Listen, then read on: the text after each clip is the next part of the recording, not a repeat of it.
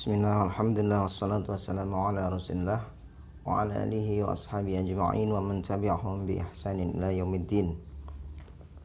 Kita akan melanjutkan membacakan buku Fiqh Dakwah Bapak Dr. Muhammad Nasir.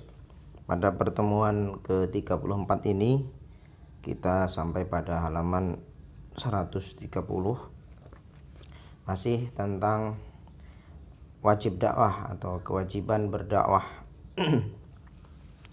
Pak Nasir menuliskan di halaman 130 bagian paragraf paling bawah, sebagaimana perlunya ada pasukan-pasukan tentara yang di musim perang harus maju menghadapi musuh ke medan pertempuran, maka demikian pula perlu ada satu korps yang mempersiapkan diri dan selalu siap untuk menghadapi lawan di medan jihad mental dan spiritual.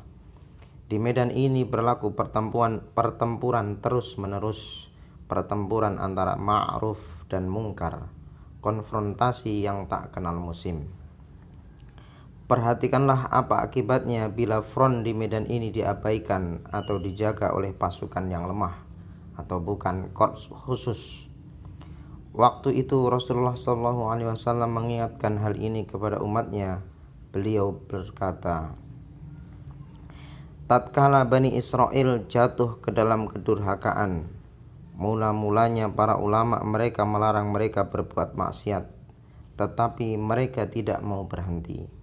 Kemudian para ulama itu terus juga bergaul bersama-sama, makan dan minum dengan mereka. Maka Allah menghancurkan sebagian dari mereka dengan bagian yang lain atas doanya Daud dan Isa ibnu Maryam. Yang demikian itu lantaran pelanggaran-pelanggaran yang mereka lakukan. Waktu beliau menyampaikan ini, Rasulullah sedang duduk bersandar.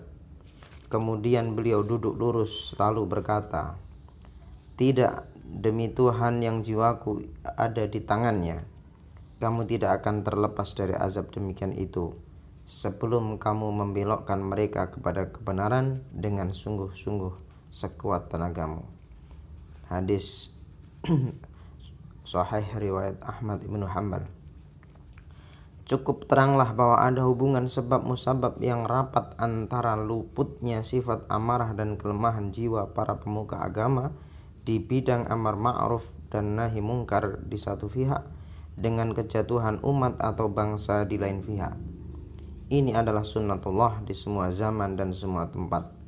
Sama sekali tidak ada sesuatu alasan untuk mengira bahwa bagian bumi yang kita diami sekarang ini akan dikecualikan daripadanya. Terang pula kiranya apa sesungguhnya fungsi dan tanggung jawab dakwah dan para pendukung dakwah dalam rangka pembinaan umat dan memelihara keselamatannya.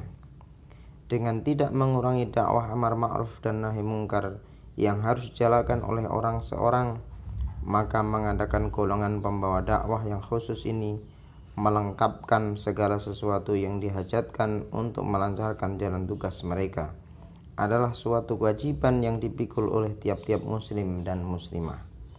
Dengan lain perkataan, pelaksanaan pekerjaan dakwah yang khusus itu sendiri bisa diserahkan kepada suatu korps para ahli, tapi beban untuk menyelenggarakan wajib dipikul oleh seluruh masyarakat Islam laki-laki dan wanita dengan harta, tenaga, dan pikiran menurut kemampuannya masing-masing.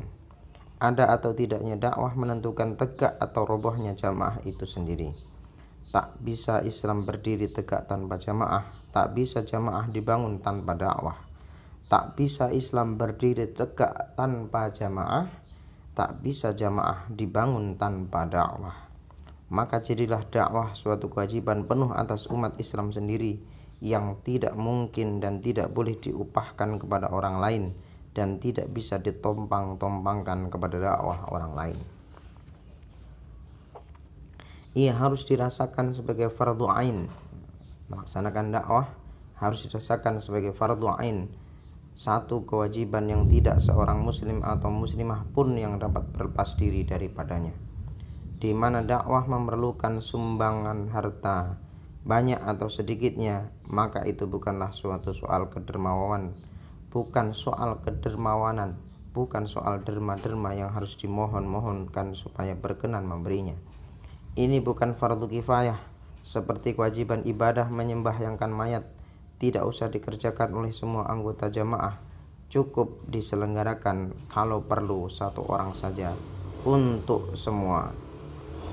Sekali lagi, peran setiap muslim dan muslimah memiliki kewajiban masing-masing dalam dakwah sesuai dengan kemampuan mereka masing-masing, dengan hartanya, dengan waktunya, dengan pikirannya dan sebagainya.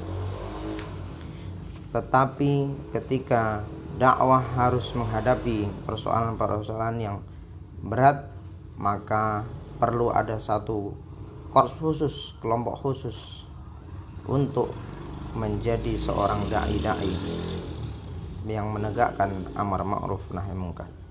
Ini artinya menunaikan amanah Rasul, melanjutkan risalah dengan dakwah. Hanya secara demikian kalau hendak sama-sama berhak atas kedudukan sebaik-baik umat yang dilahirkan untuk kemaslahatan manusia, yang mengajak kepada kebaikan dan mencegah kemungkaran dan beriman kepada Allah itu.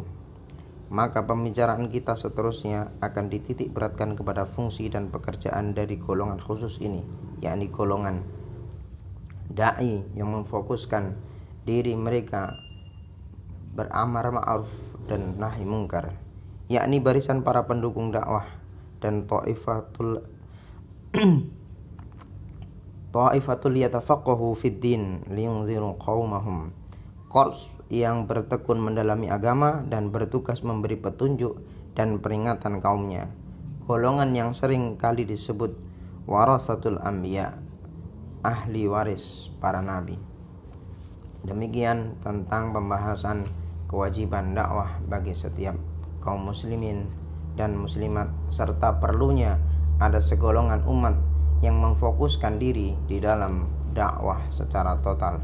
Barakallahu fiikum. Wassalamualaikum warahmatullahi wabarakatuh.